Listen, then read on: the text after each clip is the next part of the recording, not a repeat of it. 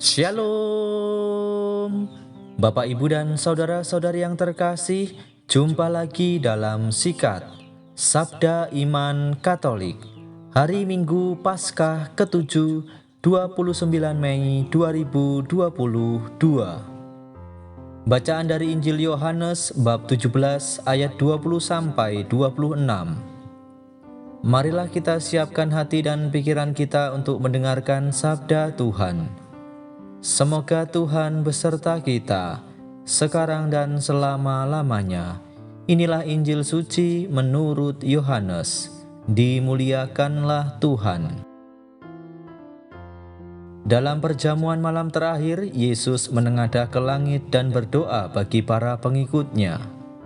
Bapa yang kudus, bukan untuk mereka ini saja aku berdoa, tetapi juga untuk orang-orang yang percaya kepadaku oleh pemberitaan mereka, supaya mereka semua menjadi satu, sama seperti Engkau, ya Bapa, ada di dalam aku, dan aku di dalam Engkau, agar mereka juga ada di dalam kita, supaya dunia percaya bahwa Engkaulah yang telah mengutus aku.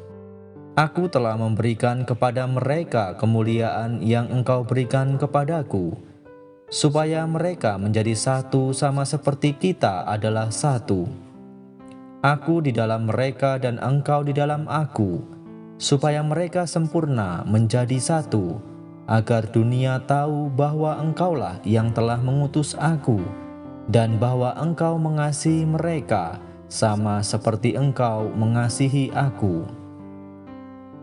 Ya Bapa, aku mau supaya dimanapun aku berada, mereka juga berada bersama-sama dengan aku, yakni mereka yang telah Engkau berikan kepadaku, agar mereka memandang kemuliaanku yang telah Engkau berikan kepadaku, sebab Engkau telah mengasihi aku sebelum dunia dijadikan.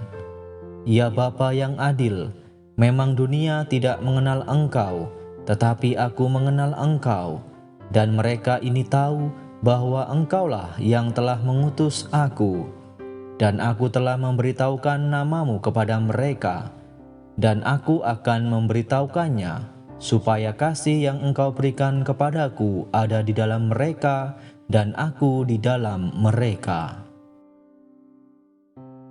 Demikianlah sabda Tuhan. Terpujilah Kristus. Bapak, Ibu, dan saudara-saudari yang terkasih, renungan hari ini akan dibawakan oleh Ibu Flavia Triska Pasaribu dari Paroki Katedral Sibolga. Selamat mendengarkan.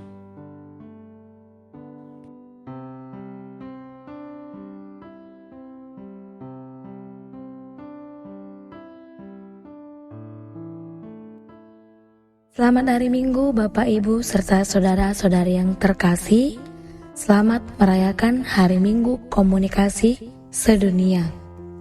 Setiap tahun, gereja merayakan Hari Komunikasi Sosial Sedunia pada hari Minggu Paskah ke-7. Mengapa kita merayakan Hari Komunikasi Sedunia? Paus Paulus ke-6 menetapkan peringatan ini pada tahun 1967 dengan tujuan mendorong umat Katolik untuk dapat merefleksikan tantangan serta peluang pemanfaatan sarana komunikasi sosial modern bagi pewartaan Injil. Dalam bacaan-bacaan yang kita dengarkan hari ini, terdapat unsur-unsur komunikasi di dalamnya. Contohnya, pada bacaan pertama, visualisasi yang didapat oleh Stefanus, sang martir pertama, saat menatap langit. Kemudian dalam bacaan kedua, suara yang didengarkan oleh Yohanes. Dan dalam bacaan Injil, kita mendengarkan doa yang dipanjatkan Yesus kepada Bapa untuk semua pengikutnya. Bapak, Ibu, serta saudara-saudara yang terkasih, komunikasi merupakan aktivitas dasar manusia, bagian penting yang tidak dapat dipisahkan dari kehidupan manusia sebagai makhluk sosial. Melalui komunikasi yang baik dapat menciptakan perdamaian, kerukunan, dan ketentraman dalam kehidupan kita sehari-hari. Sebaliknya, komunikasi yang tidak baik akan menciptakan permusuhan, bahkan peperangan. Dalam Injil yang kita dengarkan hari ini, mengisahkan tentang Yesus yang berdoa kepada Bapanya di surga. Doa merupakan sarana komunikasi yang dapat kita lakukan dengan Tuhan. Nah, dalam Injil hari ini, Yesus mengajak kita untuk berdoa. Yesus menunjukkan cara berkomunikasi yang baik, komunikasi yang dapat membangun hidup rohani kita. Doa yang disampaikan Yesus tidak hanya tentang dirinya sendiri, tetapi juga tentang banyak orang. Bapak, Ibu, saudara-saudari yang terkasih, membangun komunikasi yang baik harus kita lakukan terhadap sesama dan terhadap Tuhan. Membangun komunikasi yang baik di antara sesama mungkin bukanlah perkara yang mudah. Sebab tak semua orang mampu berkomunikasi atau menjalin relasi yang baik dengan cepat. Pasti membutuhkan sebuah proses.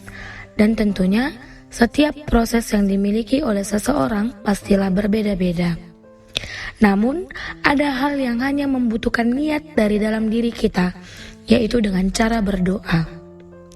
Bapak, Ibu, serta saudara-saudari yang terkasih, mulailah dengan membangun hidup rohani terlebih dahulu dalam pribadi kita masing-masing. Menjalin relasi yang baik dengan Bapa. Niscaya Allah Bapa di surga akan membantu kita untuk dapat menjalin komunikasi dan relasi yang lebih baik lagi dengan orang-orang di sekitar kita.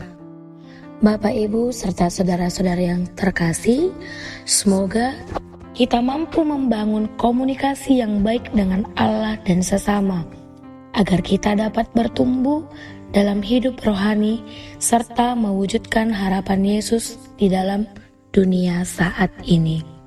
Semoga renungan singkat ini semakin memperteguh iman kita.